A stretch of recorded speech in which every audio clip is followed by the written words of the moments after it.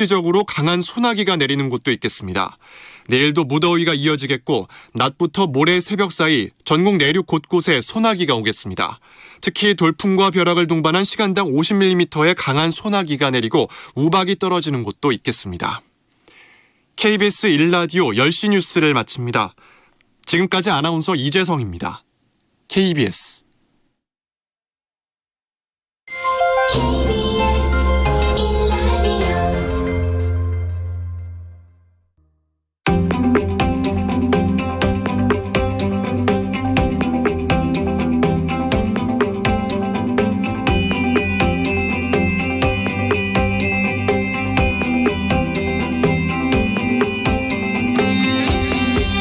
김성환의 시사야.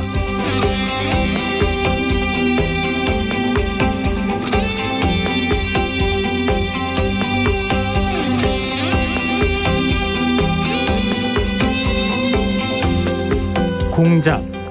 국어사전을 찾아보면 어떤 목적을 위하여 미리 이를 꾸밈이라고 설명되어 있는데요. 대선 종국에 접어들면서 정치권에 또다시 공작이란 단어가 등장했습니다. 수산업자를 사칭한 김모 씨에게서 금품을 받은 혐의로 입건된 한 언론인.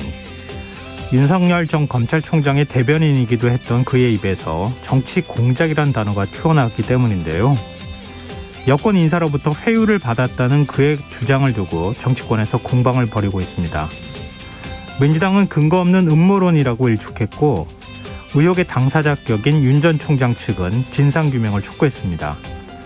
그런가 하면 당 차원의 진상규명에 나서겠다던 국민의힘 이준석 대표는 정보가 더 필요하다며 한 발 빼는 듯한 태도를 보이고 있는데요. 이런 상황 어떻게 봐야 하는 것인지 잠시 뒤에 이어지는 뉴스야에서 자세히 살펴보겠습니다. 수도권의 사회적 거리두기 4단계 조치가 시행됐지만 코로나19 신규 확진자 수가 또다시 최고치를 경신했는데요. 더 깊이 있게 들여다보는 인터뷰 시간에 전문가와 방역 상황을 점검해 보도록 하겠습니다. 수요일 코너죠. 날카로운 시선으로 언론을 비평하는 미디어 직설도 마련돼 있으니까요. 많은 관심 부탁드립니다. 김성환의 시사에는 청취자 여러분의 관심과 참여를 기다립니다. 시사에는 청취율 조사 기간을 맞아서 저희 프로그램을 홍보하고 청취자분들의 참여를 독려하는 작은 이벤트 오늘도 역시 이어가고 있습니다. 오늘도 시청자 퀴즈 마련했는데요. 문제가 조금 헷갈리실 수 있을 것 같습니다. 귀를 쫑긋해서 좀 들어봐 주십시오. 다음 중 김성환의 시사에 대한 설명으로 맞는 것은 무엇일까요? 맞는 것을 찾아주시는 겁니다. 객관식인데요. 지금부터 보기 드리겠습니다. 1번, 김성환의 시사야는 라디오를 통해서만 들을 수 있다. 2번, 김성환의 시사야는 오전 10시 5분에 시작한다. 3번, 김성환의 시사야는 김민하 평론가가 진행한다. 4번, 김성환의 시사야는 국내 유일 라디오 심야 시사 프로그램이다. 다시 한번 말씀드리지만 보기 중 맞는 것을 찾으시는 겁니다. 정답 아시는 분들은 문자 보내주십시오. 10분 추첨해서 모바일 치킨 쿠폰 선물로 드리겠습니다. 퀴즈 정답과 함께 오늘의 방송 내용 관련 의견도 받고 있으니까요. 많은 참여 부탁드립니다. 참여하실 번호는 샵9730이고요. 짧은 문자는 50원, 긴 문자는 100원의 이용료가 부과됩니다. 콩 게시판을 통해서도 무료로 참여하실 수 있습니다. 그리고 계속 소개해드리고 있는데요.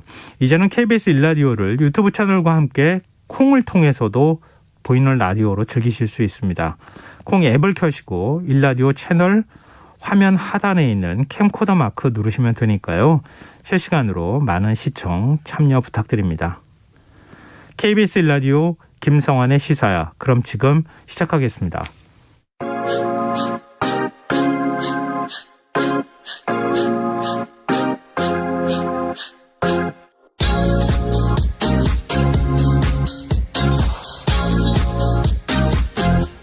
KBS 1라디오 김성환의 시사야.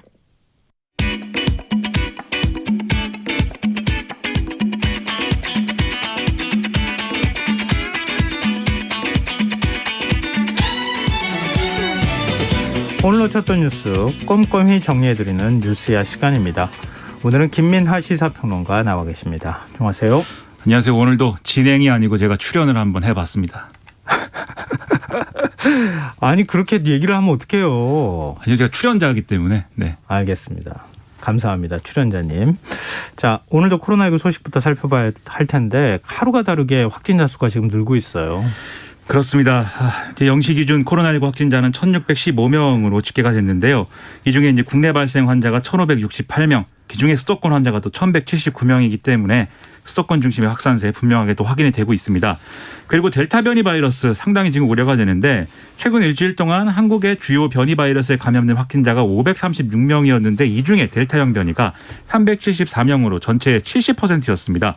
그러니까 참 우려가 되는 그런 상황이고 이러다 보니까 지난해에 이어서 올해도 예비군 소집 훈련이 취소가 된 그런 상황이고요. 또 25일까지 수도권의 유치원, 초중고, 특수 각종 학교도 등교를 중단하고 전면 원격 수업으로 전환을 하는 그런 상황입니다.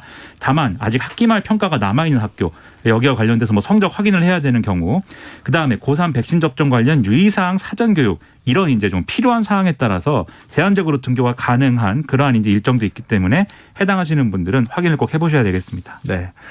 다행히 문재인 대통령과는 동선이 겹치지 않지만 청와대 행정관인 코로나19 확진 판정을 받았어요.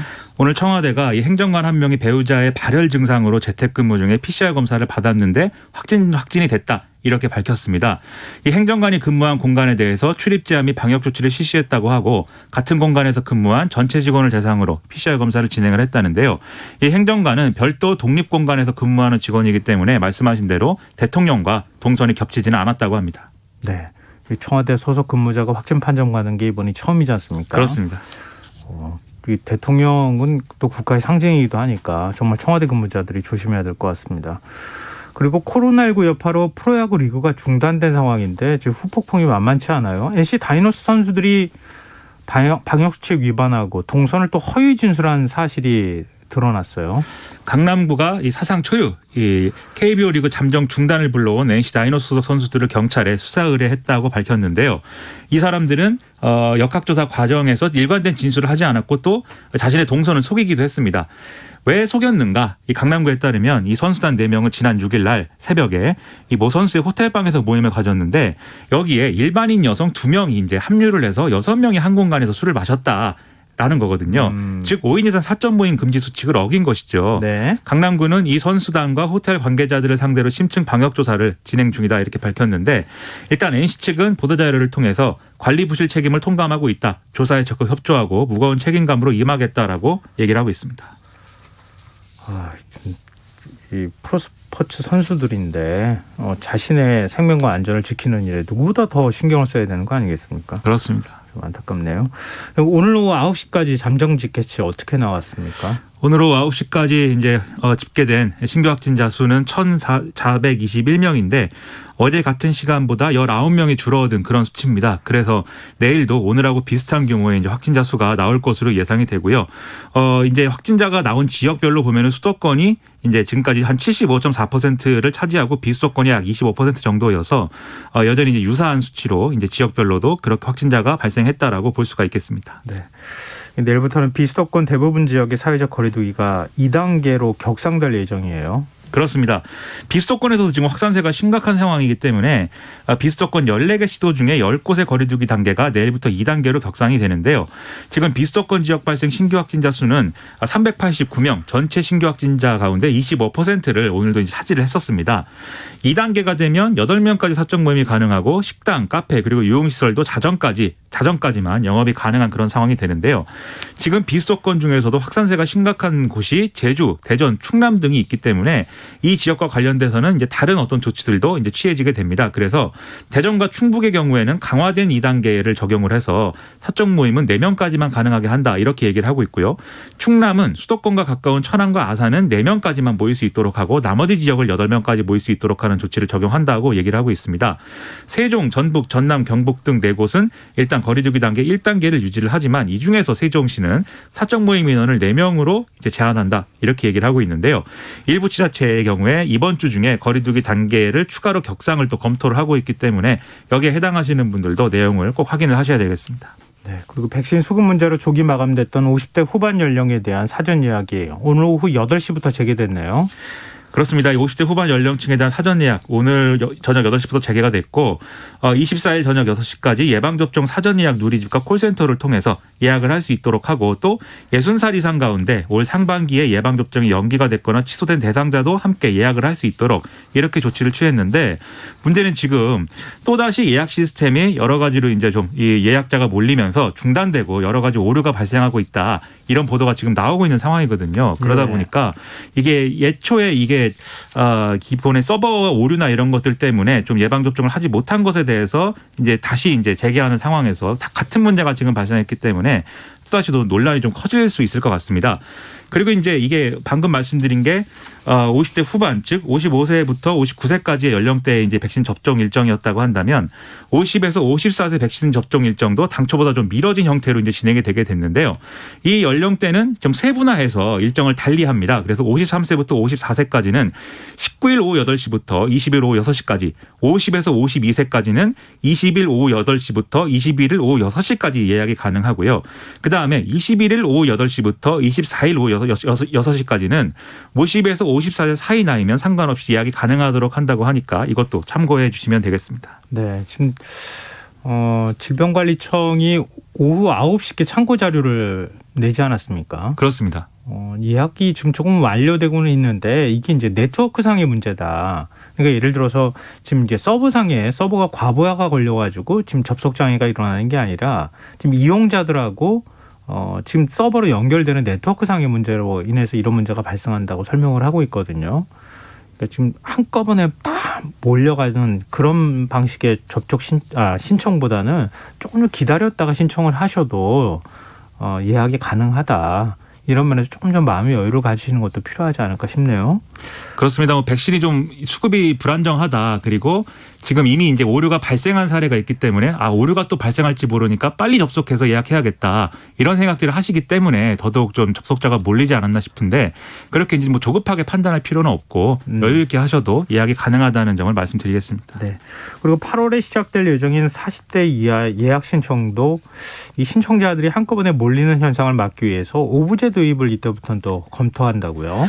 그렇습니다. 지금 40대 이하 접종 예정자가 이제 2천만 명이 넘기 때문에 또 한꺼번에 또 이렇게 백신 접종 예약이 이제 몰린다거나 하면 또 다른 이제 문제가 발생할 수가 있겠죠. 그렇기 때문에 우리가 이제 마스크를 처음에 이제 구매할 때 오부제를 적용을 하지 않았습니까? 그래서 유사한 형태로 이제 연령대별로 이렇게 오부제를 적용한다든지 이런 내용들을 검토를 하고 있는 상황인데 구체적인 예약 일정과 뭐 이런 방식에 대해서는 이달 말쯤에 이제 공지를 하겠다라고 방역 당국이 얘기를 하고 있습니다. 네. 이제 화제를 좀 바꿔볼 거예요. 문재인 대통령이 오늘 한국판 뉴딜 2.0 발표를 했는데 이게 이제 한국판 뉴딜 발표를 했던 지 1년을 맞아서 또 새로운 버전의 업그레이드 됐다고 그래야 되나요? 뉴딜 계획을 다시 발표를 한 거죠. 그렇습니다. 원래 이제 한국판 뉴딜 계획에서 이제 이걸 2.0으로 업그레이드를 하면서 좀 더 규모를 더 키운다 이런 개념으로 이해하시면 되겠는데요. 청와대에서 제4차 한국판 뉴딜 전략회의에서 이 계획이 발표가 된 겁니다. 그래서 한국판 뉴딜에 대한 총 투자 규모를 기존의 160조 원에서 220조 원으로 대폭 확대한다. 이게 이제 핵심이고요.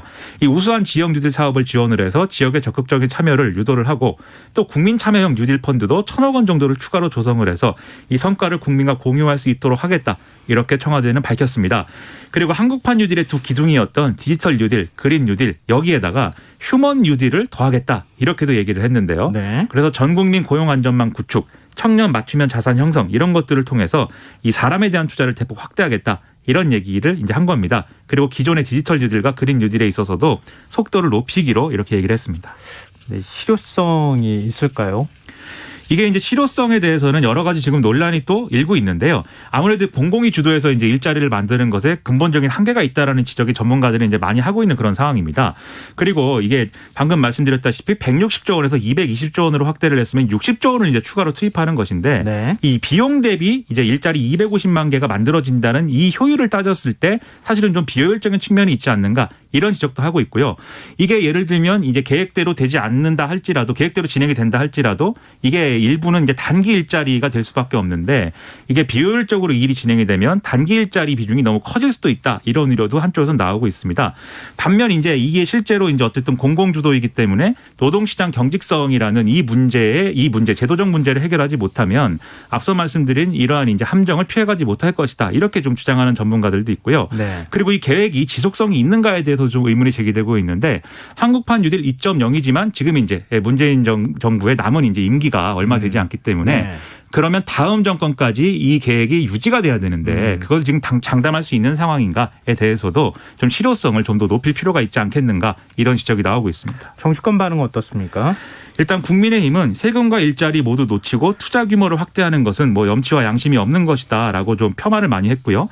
애당초 기대 효과도 명확하지 않았고 재탕 3탕의 사업들로 짝짓기 되온 것이 이 한국판 뉴딜이었다라고 전체적으로 혹평을 했습니다. 정의당의 경우에는 지금 코로나 불평등으로 인한 생존의 위기 상황에서 이러한 계획은 불난집의 부채질하는 격이 될 수 있다라고 우려를 했는데요. 가령 인공지능 국민비서라든지 배달 로봇 이런 어떤 계획이 아니라 일자리와 소득을 보장하고 백신을 달라라는 게 시민들의 절박한 요구이기 때문에 이런 목소리에 귀를 기울여야 된다라고 또 주장을 했습니다. 네, 야당의 평가는 좀 박하게 나오네요. 지금 여러분께서는 KBS 라디오 김성환의 시사회와 함께하고 계십니다. 계속해서 뉴스야 이어가겠습니다. 이 수산업자를 사칭한 김모 씨에게서 금품을 받은 혐의로 입건된 이동훈 전 조선일보 논설위원이 이번 수사가 정치 공작이라고 주장해서 지금 논란이 일고 있어요. 그렇습니다. 이동훈 전 논설위원이 어제 이제 경찰 수사를 받았는데 네.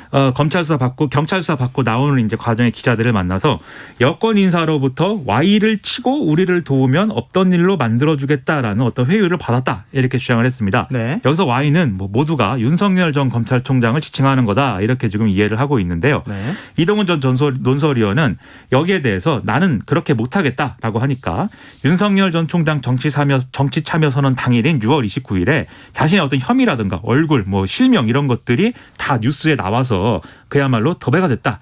이렇게 그래서 이게 의도가 있는 것이다. 이렇게 이제 주장을 했습니다. 그래서 기자들이 그렇다면 그러한 이제 회유를 한 여권 인사의 이름은 뭐냐라고 물어보니까 여기에 네. 대해서는 따로 입장을 얘기를 안 했는데요. 그리고 이렇게 기자들하고 질문과 답을 통해서 나온 것과 별개로 이동훈 전 논설위원이 언론에 따로 입장문을 배포를 하기도 했는데 자신이 윤석열 전 총장 대변인으로 간 후에 경찰이 이 사건을 부풀리고 확대를 했다. 그리고 입건만으로 언론 플레이를 한 것은 유례없는 인권유린이다라고 주장을 했습니다. 네. 그리고 본인이 받는 혐의에 대해서 골프 모임에 간 것은 사실인데 가짜 수산업자 김모 씨로부터 중고 골프채를 빌려서 골프를 친 것이고 이후에 집 창고에는 이 아이언 세트만 보관을 했다. 풀세트를 받은 일은 없다. 이렇게 주장을 했는데요. 전체 맥락상 볼 때 청탁금지법 위반 혐의를 지금 받고 있는 것이기 때문에 자신이 어쨌든 받았다고 해도 그 받은 물품은 100만 원이 넘지 않는다라는 주장을 하고 있는 것으로 해석이 됩니다. 아이언 세트는 왜 집에 있었대요? 그거는 이제 명확하게 그 대목은 왜 집에 있었는지는 얘기를 안 하고 있는데 그렇습니다. 아이언 세트 뭐 발이 달려서 쫓아온 것은 아닐 테니까 네. 본인이 이제 본인의 힘으로 운반을 해서 집에 뒀겠죠. 이제 그것을 본인은 어떤 뭐 빌렸는데 뭐 미처 뭐 안 돌려준 것이다라고 얘기할지는 모르겠습니다만 경찰의 수사 내용이나 이런 걸 본다면 그건 받았다고 지금 얘기를 할 수밖에 없는 상황이거든요.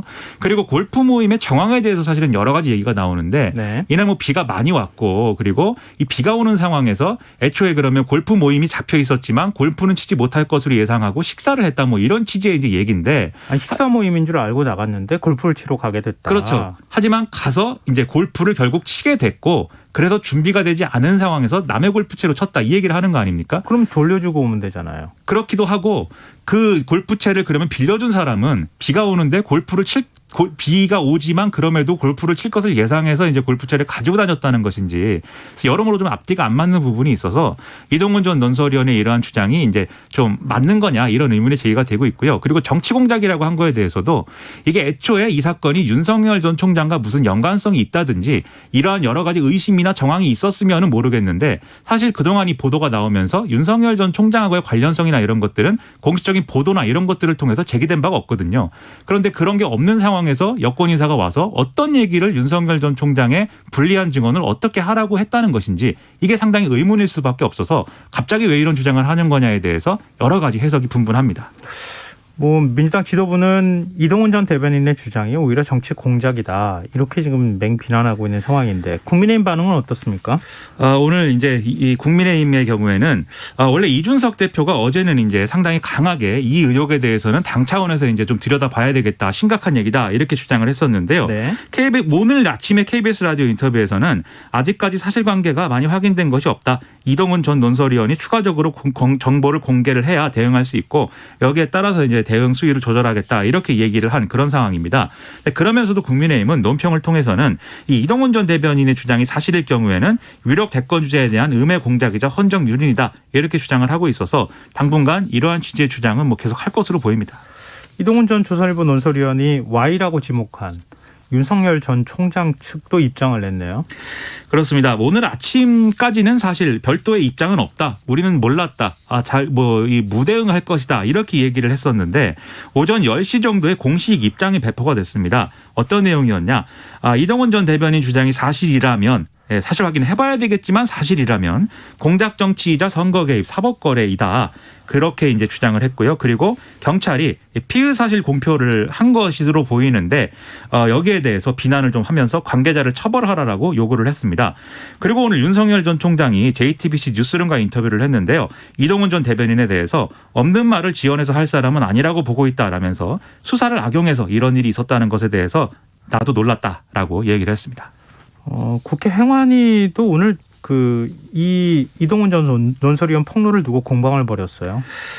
이제 강병원 의원의 경우에는 이제 이동훈 전 대변인도 사기꾼에게 금품을 받은 자신의 잘못을 반성하지 않고 음모론으로 자신의 혐의를 회피하려 하고 있다라면서 부정청탁방지법 위반으로 수사를 받고 있는 피의자의 일방적 주장에 공당 대표가 부안해동했다라고 좀 이준석 국민의힘 대표를 겨냥해서 이제 주장을 했는데요. 반면 국민의힘 서범수 의원, 김도읍 의원 등은 수사를 받는 사람이 불이익을 감수하고 발언한 것에 주목을 해야 된다라면서 윤석열 전 총장의 정치 참여 선언 날인 6월 29일 저녁에 하필이면 언론 보도가 나온 거에 대해서 의혹 제기를 하는 그런 목소리를 키웠습니다. 국회 교육위도 파행을 빚었다면서요? 국회 교육위가 윤석열 전 검찰총장 배우자 김건희 씨의 부실 논문 의혹을 둘러싸고 공방을 벌이다가 파행이 된 건데요. 일단 강민정 열린민주당 의원이 이게 이 논문의 회원 유지라는 제목이 영어로 이제 멤버 유지 이렇게 잘못 번역된 것을 지적을 하면서 이 논문이 박사학위의 근거가 됐고 김건희 씨가 이 박사학위를 기초로 해서 대학의 교수로 강의를 5년 이상 나갔고 또 다른 학생의 박사학위 심사까지 했으니 문제 아니냐. 여기에 대해서 교육부가 특정감사를 해야 된다. 이렇게 주장을 한 겁니다. 그러니까 유은혜 사회부총리 겸 교육부 장관은 국민대가 자체 조사를 진행 중이지만 후속 조치가 있어야 된다고 판단하면 원칙적으로 이제 조치를 취하겠다라고 답을 했는데요. 국민의힘은 여기에 대해서 상당히 여러 가지 불만을 얘기를 했는데 조경태 의원 같은 경우에는 문재인 정권에서 석박사 논문 표절 의혹이 있는 장관들 다 임명하지 않았느냐. 그 사람들부터 해임시키고 나서 이런 주장을 해라. 이렇게 주장을 했고 계속 옥신각신하다가 국민의힘 의원들이 결국 퇴장을 하면서 이 교육위가 파행이 된 것입니다. 윤 전 총장 측에 대한 지금 그 검증 요구가 굉장히 거세게 일고 있는 가운데 최재형 전 감사원장이 오늘 국민의힘 권영세 대외협력위원장을 만나서 만찬을 가졌어요. 한 1시간 정도 만났다고 하죠? 그렇습니다. 두 사람 입당 문제에 대해서 논의를 한 걸로 보이는데 최재형 전 감사원장이 회동을 마친 뒤에 기자들과 만나서 입당을 할 거냐 이렇게 물어보니까 숙고해서 결정하겠다. 권영세 의원 말씀이 의사 결정에 많은 도움이 됐다. 이렇게 얘기를 했습니다. 그리고 권영세 의원은 무슨 얘기를 했냐고 물어보니까 빠른 입당이 필요하다라고 여러 예를 들어 설명드렸다. 경선 시작은 9월 초쯤 되겠지만 최적의 시기에 입당하는 게 좋고 7월을 넘기지 말았으면 좋겠다는 게 나의 기대이다라고 얘기를 했습니다. 사적인 얘기지만 김영우 전 의원이 지금 대변인을 맡게 됐잖아요. 최 전 원장에. 최근에 저를 몇 차례 만났을 때마다 최재형 원장을 주목하라. 저한테 계속 그렇게 반복해서 얘기를 했는데 그래서 그랬구나. 이런 생각을 제가 하게 됐었습니다. 두 분 친하신가 봅니다. 네. 아니요. 출연 때문에 만날 때마다 잠깐씩 얘기를 하는데 그런 얘기를 하더라고요. 여담이었고요. 마지막 뉴스입니다. 한명숙 전 국무총리 재판 증인 관련 의혹을 계기로 지금 법무부와 대검이 검찰 수사 관행에 대한 감찰을 벌였는데 박범계 법무부 장관이 오늘 합동 감찰 결과를 발표했어요. 이 한명숙 전 총리 수사팀 모해 위증교사 의혹 여기에 대해서 당시 수사팀의 부적절한 수사 관행과 검찰의 제19 감싸기 정황이 확인됐기 때문에 제도 개선에 나서겠다라는 게 오늘 박범계 장관의 이제 발표였는데요. 당시에 수사팀이 재소자 증인들을 100번 이상을 소환을 해서 증언 연습을 시키고 부적절한 편의를 제공했다. 이런 내용입니다. 그리고 당시 이게 이제 다시 논란이 될 시기에 대검찰청이 감찰부에 맡겨졌던 진정 사건을 인권부에 재배당한다든지 또 주인 검사를 교체한다든지 이런 행위를 통해서 조사에 혼선을 초래했다. 이렇게도 지적을 했는데요. 또 김학의 전 차관 관련 수사 등 이런 사건들에서 피의 사실 유출이 의심되는 언론 보도가 계속되고 있기 때문에 이게 또 수사 동력을 얻기 위한 그러한 어떤 꼼수 아니냐라는 문제 제기도 했습니다. 그래서 법무부 훈령인 형사사건 공개금지 규정을 좀 개정을 하고 또 수사 단계별로 엄격한 이 피의사실 공표 기준을 새로 정하기로 했다라는 게 오늘 발표의 내용이었습니다. 검찰 수사 관행에 대한 합동 감찰 결과 지금 윤석열 전 검찰총장에 대한 그 공수처 수사가 혹시 본격화하는데 촉매제가 되는 거 아니냐 이런 얘기 나오는데요. 지금 윤석열 전 총장이 이 한명숙 전 국무총리 모해 위중교사 수사를 방해한 혐의로 고발이 된 상황이고 이게 공수처에 지금 이제 배당이 돼서 공수처가 이걸 수사를 하려고 하는 그런 상황이거든요. 다만 그동안 공수처는 이 법무부의 감찰 결과가 나오기 전이기 때문에 여기에 대해서 본격적으로 수사를 이제 좀 속도를 내지는 못하는 그런 상황이었습니다. 그런데 지금 앞에 말씀드렸듯이 결과 합동 감찰 결과가 발표가 됐고 이 결과 내용이 그동안의 의혹이 이유가 있다라는 내용이니만큼 앞으로 공수처가 좀 이 수사 착수를 하는 게 아니냐 지금 얘기가 많이 나오고 있습니다. 예, 공수처의 태도 좀 지켜보도록 하죠. 오늘 뉴스 여기까지 하겠습니다. 지금까지 김민하 시사평론가였습니다. 고맙습니다. 고맙습니다.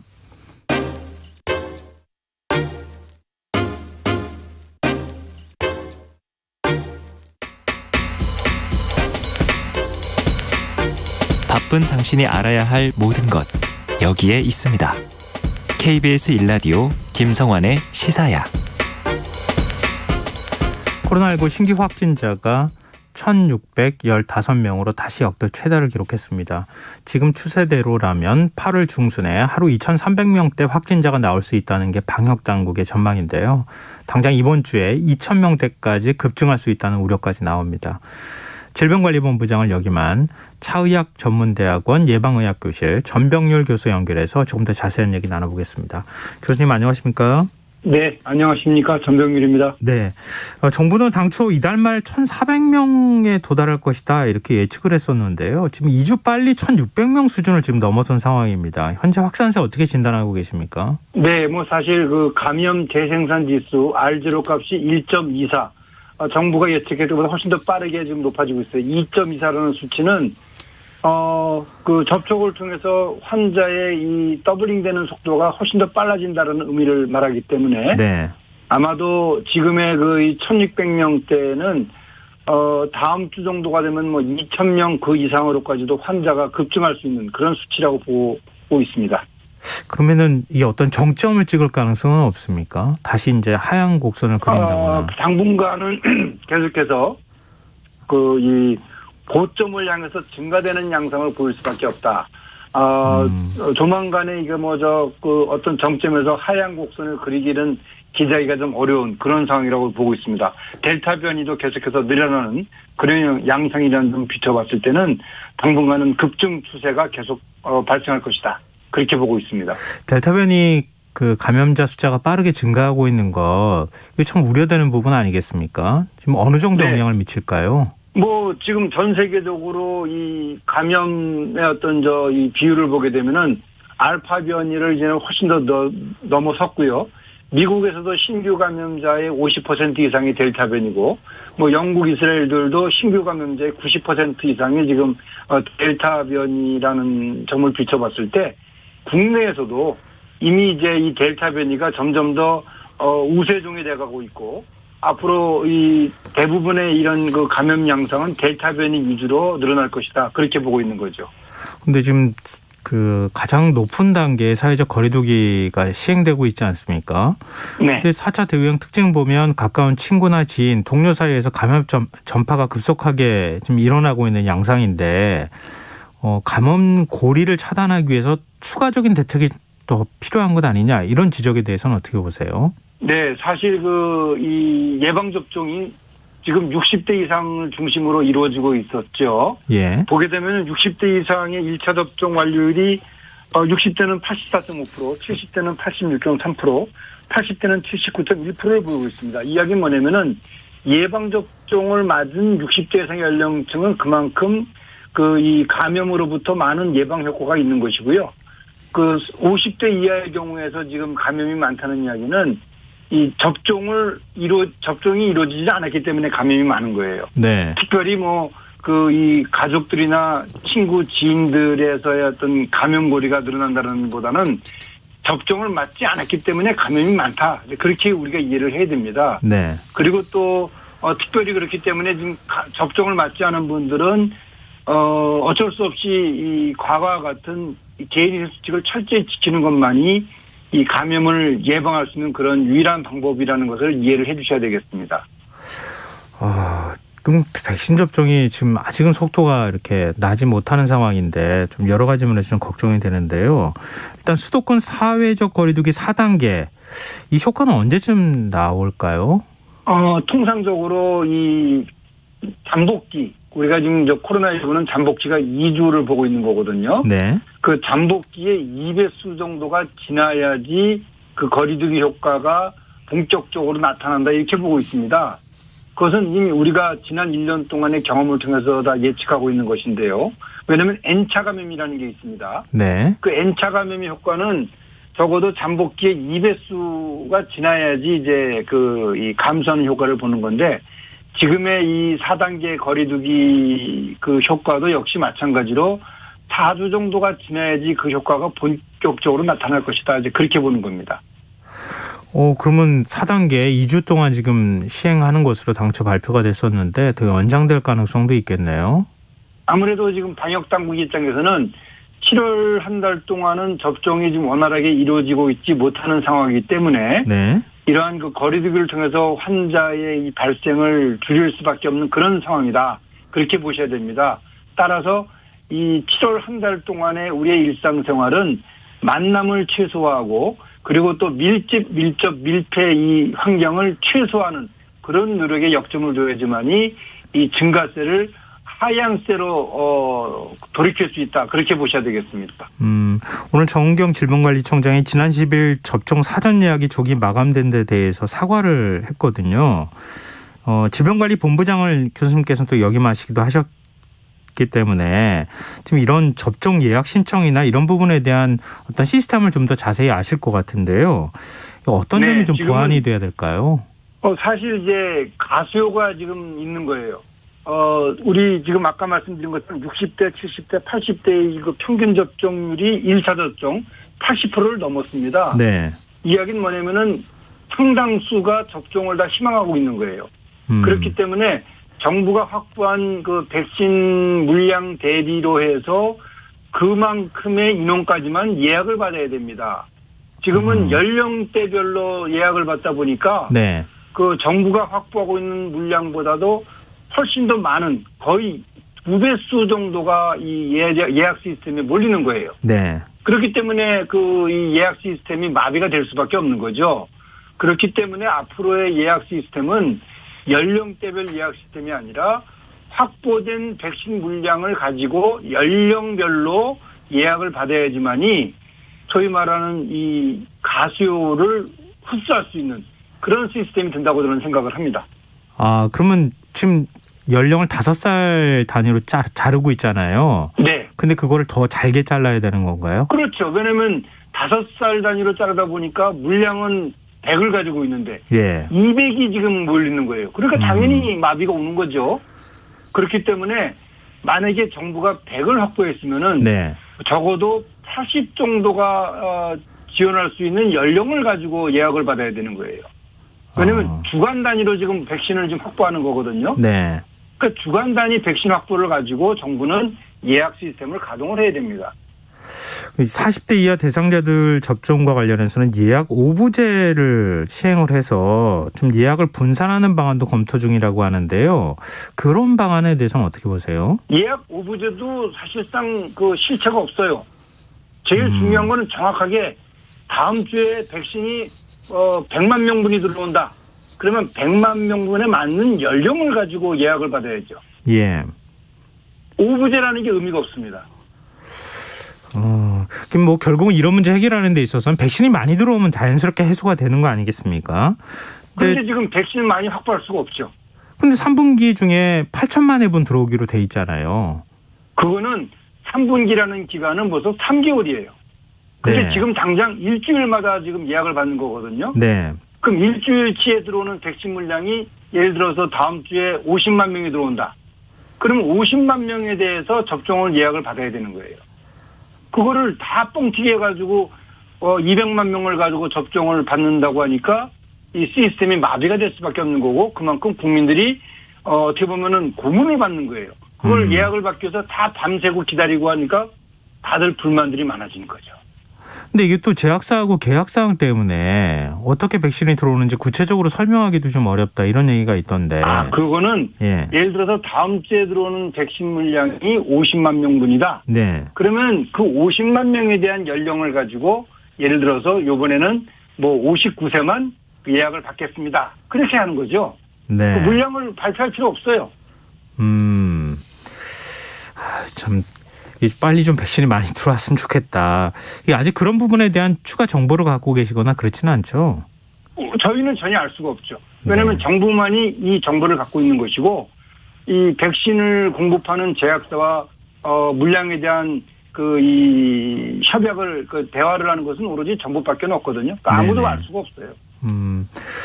그리고 지금 경증이나 무증상 확진자가 빠르게 늘면서 생활치료센터 가동률이 하루 만에 1.7%포인트 늘어나서 76.5%로 지금 집계가 되고 있습니다.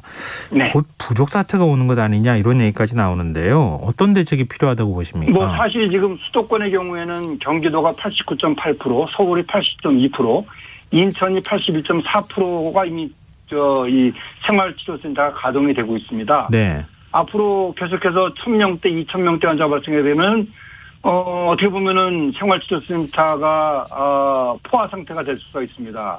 따라서 저는 개인적으로 이미 그동안에 이 만 12세 미만 어린이 그리고 또 그 보호자가 돌봄이 필요한 자녀의 경우에는 이 재택 치료를 해왔거든요. 네. 따라서 이제 그 일부 연령층을 중심으로 한 이 재택 치료 방법을 좀 적극적으로 검토해 볼 필요가 있겠다.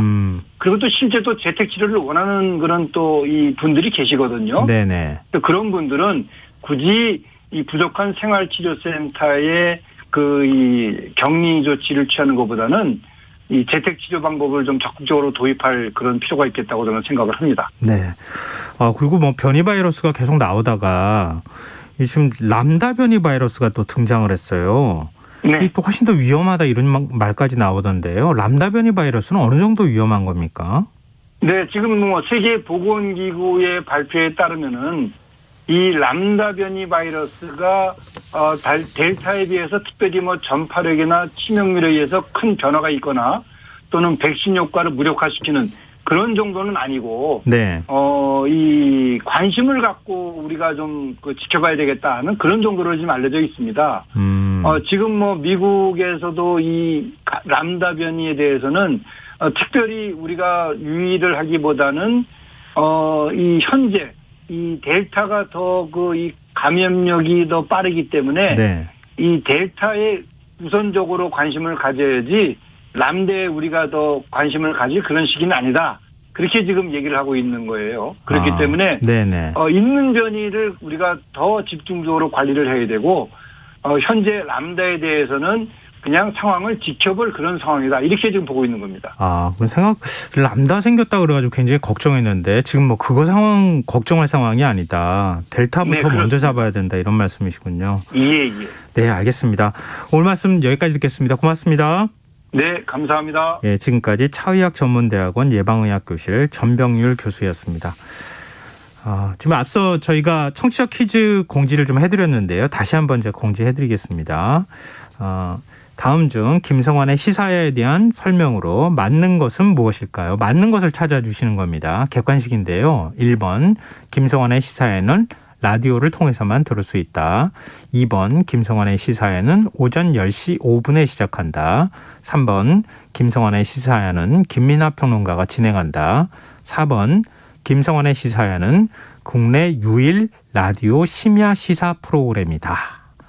다시 한번 말씀드리지만 보기 중에 맞는 것을 찾으시면 됩니다.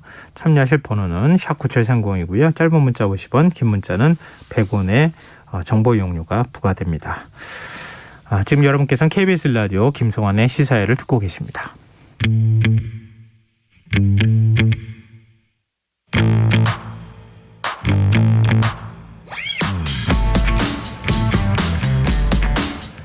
모두가 언론의 중립성을 말하는 지금도 가짜뉴스와 확인되지 않은 정보, 찌라시성 보도와 프레임 경쟁이 매일같이 발생하고 있는데요. 냉철하고 가감 없는 분석으로 미디어 본연의 역할을 찾아가는 시간입니다. 미디어 직설, 언론인권센터 윤여진 상임이사 전화로 만나보겠습니다. 안녕하십니까? 예, 안녕하십니까? 네, 오늘은 어떤 이야기를 해볼까요?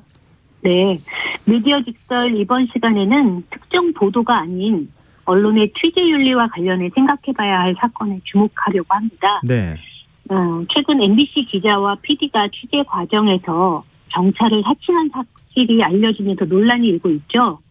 이 사건은 언론의 신뢰와 직접적인 연관성이 있다는 점에서 생각해야 될 부분이 많이 있습니다. 이 문제와 관련해서 네. 저희 단체에서 오늘 낸 논평의 제목이 예. 낡은 과거로 돌아간 MBC 2021년으로 돌아와라입니다. MBC 입장에서 굉장히 아픈 지적이 아닐까 싶은 생각이 그렇죠. 드는데요. 네. 일단 어떤 과정을 통해 가지고 이런 일이 발생했는지 설명을 좀 해주시면 어떨까요?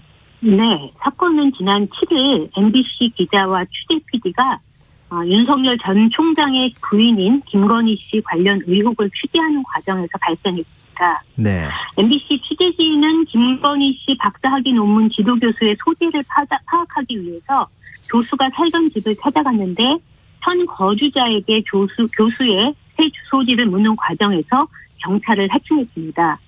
집 앞에 세워진 승용차에 놓여있던 번호로 전화를 걸어서 네. 자신의 경찰이라고 밝히고 전에 살던 지도 교수가 어디로 이사 갔는지, 집 계약은 언제 했는지 등을 물은 것으로 알려졌습니다. 이에 대해서 TV조선은 지난 9일 MBC 취재진 2명이 경찰 사칭에 대한 의혹을 제기했고요. 네. MBC는 같은 날 저녁 뉴스데스크에서 사실관계를 밝히고 사과의 의사를 전달했습니다. 해당 기자를 업무에서 배제하고 사규에 따라 책임을 묻기로 했다고 말하기도 했습니다. 이에 대해서 윤석열 전 총장 측은 네. 10일 출입기자 단체 SNS 메신저에 MBC 불법 취재에 대한 진상규명과 철저한 수사를 촉구한다는 입장문을 대변인실을 명의로 올렸고 윤 총장은 MBC 취재진을 강요죄와 공무원 자격 사칭죄로 고발하고 수사 의뢰와 별도로 방송통신위원회에 진상규명을 요구했습니다. MBC 측은 어떤 입장입니까? MBC는 이미 그 당일날 그 사과를 한 상태라서 최장원 MBC 보도국장은 미디어오늘과의 통화에서 윤 총장에게 사과하지 않은 이유가 있느냐라는 질의에 대해 취재윤리를 위반한 것에 대해서 다시 피해자와 시청자, 윤 전 총장 측에 사과드린다라고 얘기를 했습니다. 그리고 MBC는 외부와의 연관성을 의심한 주장에 대해서 취재윤리 위반을 인정하고 사과하지만 다른 정치적 의도나 배경이 있다는 의심을 받아들이기 어렵다라고 말했습니다. MBC는 말씀하십시오. MBC는 윤 전 검찰총장 부인의 박사 논문 표절 의혹을 취재하면서 경찰을 사칭한 취재진을 징계하고 재발 방지를 위해서 외부 진상조사위원회를 포함해서 진상조사위원회를 꾸렸고요. 학계와 시청자위원, 외부 전상위원이 포함시켰고 단순한 징계만이 아니라 제대로 파악을 해서 투명하게 공개하겠다라는 입장을 밝혔습니다. 네. 이런 가운데 김의겸 열린우리당 의원의 발언이 또 논란이 되기도 했어요. 맞아요. 주목해야 할 정치권의 반응으로 좀 보는데요. 한겨레 신문 기자 출신의 김의겸 열린민주당 의원은 10일 YTN 라디오에 출연해서 기자가 수사권이 없으니까 경찰을 사칭한 것으로 보인다라고 얘기하면서 경찰 사칭은 잘못된 일이지만 자신 같은 나이가 든 기자 출신들에게는 굉장히 흔히 있는 일이었다라는 취지의 발언을 했습니다. 그 과정에서 제 나이 또래에서는 한두 번 안 해본 사람이 없을 것이다. 상대방이 경찰이 한 것처럼 믿게 하려고 경찰서의 경비 전화를 사용한 경우도 있었다라고 언급하기도 했습니다. 미디어 오늘과의 통화에서 당연히 기자가 경찰을 사칭한 것이 현행법상 금지되어 있다는 점을 알고 있다. 그러나 이것이 문제가 아니라고 생각하지는 않지만 다만 사안의 경중을 따져봤을 때 대통령 후보가 직접적으로 기자를 고발했다는 것이 비례의 원칙에 어긋난다는 말을 하고 싶었다라고 해명을 했습니다. 사칭이 공익을 해치는 거긴 하지만 사칭을 했다는 것만으로 누군가에게 위협을 가하거나 사칭을 통해서 얻고자 하는 정보가 큰 해가 된다고 생각하지 않았다. 이런 발언을 해서 좀 지탄을 받았죠. 김 의원 발언을 언론인들은 어떻게 받아들이고 있는지 궁금하네요. 맞습니다.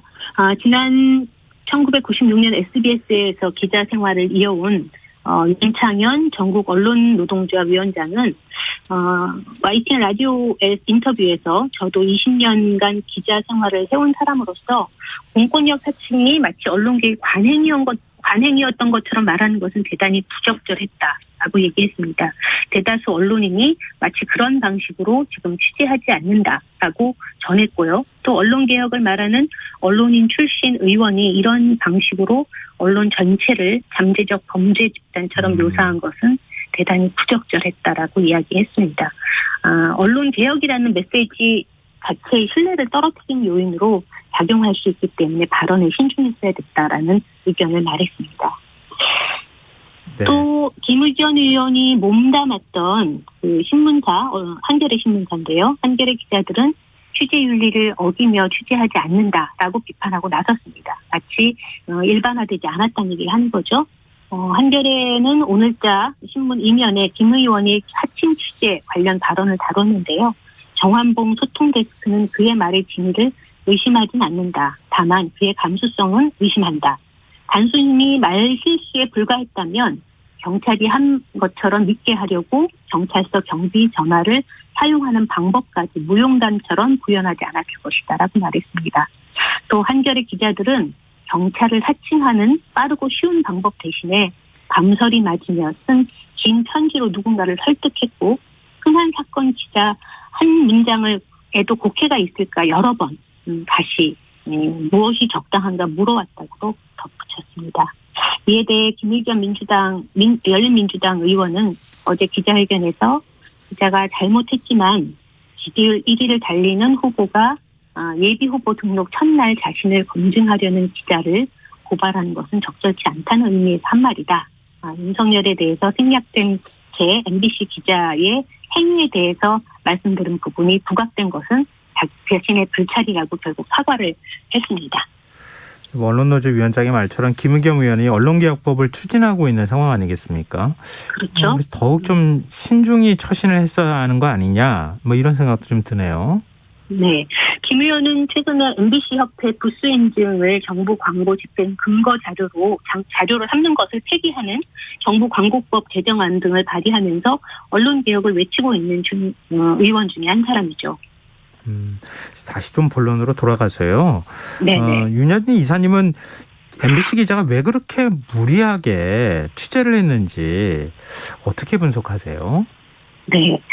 이런 결정은 실무 담당자의 손에 맡겨놓으면 당장 뭔가 성과를 내고 싶은 욕심이 있기 때문에 공직 사칭이든 뭐든 감행하려고 하는 사람이 나오기 마련이라고 볼 수 있겠습니다. 네. 어떻게 보면 기자 개인의 취재윤리 부재도 문제지만 사실 이런 문제를 용인하는 언론사 내부의 윤리의식 부재가 더 큰 문제가 아닌가 싶습니다. 근데 국민 알 권리라는 대의 명분을 내세우고 있는 거 아니겠습니까, 언론은. 근데 또 그렇죠? 우리가 취재 윤리에 대해서는 너무 등한시하고 있는 것 아니냐, 언론 내에서. 이런 지적은 좀 생각해 봐야 될 지점이 아닐까 싶어요. 네. 과거 국내 언론의 취재 과정에서 다소 위법한 요소가 있더라도 국민의 알 권리라는 대의 명분에 가려 다소 등한시되었던 게 맞죠. 그리고 그것이 관행화됐고 어떤 측면이 있습니다. 실제 바로 작년에 있었던 사건이죠. 2020년 채널A 이동재 전 기사 사건을 보면 검사와의 친분을 과시해서 유시민 씨에 대한 취재 활동을 벌이다가 강요미수죄로 구속된 사건이 있었죠. 2002년도 KBS 추정육 10분 같은 경우 분당 파큐부 특혜 분양 의혹 사건 취재 과정에서 당시 수원시장에게 검사를 사칭해서 구속 기소된 사건도 있었습니다.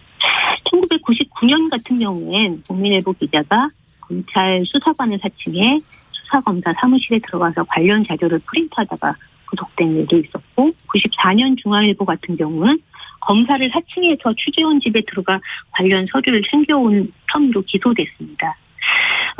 공권력을 사칭하지 않았다 하더라도 소위 뻗치기나 벽치기 같은 과도한 취재 방식이 당연한 것처럼 여겨져 왔고 그런 행위가 기자의 근성으로 미화됐던 적도 있었습니다. 그게 우리의 과거이기도 하죠. 언론계에는 취재 윤리 강령이 없는 게 아니잖아요. 있습니다. 관련 취재윤리 방송 강령 법규들이 있는데요. MBC 같은 경우에도 방송 강령으로 언제나 정당한 방법으로 정보를 취득하라고 명시하고 있고 세부 준칙은 언론인이 아닌 사람으로 가장하는 등의 위장 취재를 금지하고 있습니다. 한국기자협회의 윤리 강령에도 우리는 취재 과정에서 항상 정당한 방법으로 정보를 취득한다. 언론윤리 헌장 8번 같은 경우에도 윤리적 언론은 취재 보도 과정에서 정당한 방법을 사용해야 한다라고 명시하고 있습니다. 말씀을 들어보니까 취재 현장에서 벌어지는 일과 윤리 강령이 따로 놀고 있다는 얘기 아니겠습니까? 맞습니다. 네. 근데 좀 같이 그래서 그걸 실천할 수 있는 방법을 찾아야 되지 않나요? 맞아요. 이게 이렇게 타율보다 사실 자정적인 언론계 내에서의 자정적인 역할이 훨씬 더 중요한데요. 네. 최근 그 언론윤리 헌장 실천 협의회가 발족을 했습니다. 언론진흥재단, 한국기자협회, 한국인터넷신문협회, 민주언론실천연합, 언론인권센터, 시민단체가 다 포함된 거죠. 그래서 언론윤리 헌장에 대한 수치와 실천을 도모하기 위해서 이제 시작한 단체인데 그 윤리 헌장에는 9개의 대원칙이 있습니다. 진실을 추구한다, 투명하게 보도하고 책임있게 설명한다, 인권을 존중하고 피해를 최소화한다, 공정하게 보도한다, 독립적으로 보도한다, 갈등을 풀고 신뢰를 북돋우며 토론장을 제공한다, 다양성을 존중하고 차별에 반대한다, 품위 있게 행동하며 이해상충을 경계한다, 디지털 기술로 저널리즘의 가능성을 확장한다까지입니다.